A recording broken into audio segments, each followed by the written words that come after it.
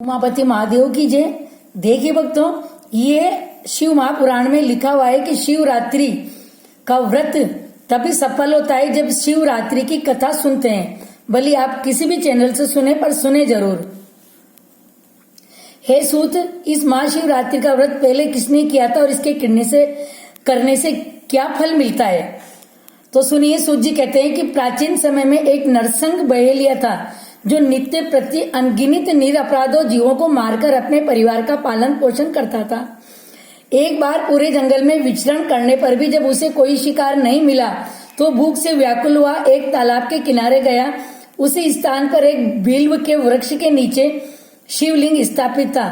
बहेलिया ने उसी वृक्ष की शाखा पर चढ़कर अपनी आवास स्थली बनाने के लिए बेल पत्रों को तोड़ते हुए शिवलिंग को ढक दिया। दिन भर की भूख से व्याकुल उस बहेलिया का एक प्रकार से शिवरात्रि व्रत पूरा हो गया और उसके कुछ पाप धुल गए। कुछ रात बीत जाने पर एक गर्भवती हिरणी उधर कुलाचे बढ़ती आई।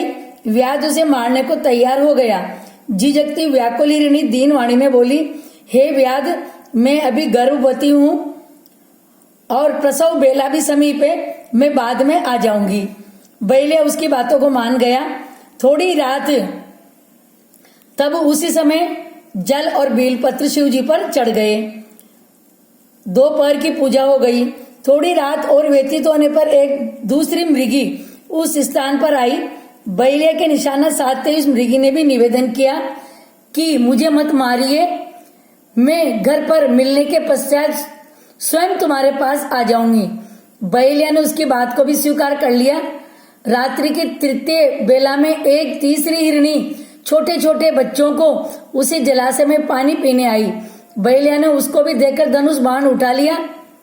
उससे बेलपत्र और जल शिव जी पर समर्पित हो गया। तब वह हिरणी कातर स्वर में बोली, हे व्याध, मैं इन बच्चों को छोनों को हिरण के संरक्षण में कराऊं, तब तुम मुझे मार डालना। बहेलिया ने दीन वचनों से प्रभावित होकर उसे भी छोड़ दिया। प्रातः काल के समय एक मांसल बलवान हिरण उसी सरोवर पर आया। बहेलिया ने पुनः अपने स्वभाव अनुसार सरसंधान करना चाहा।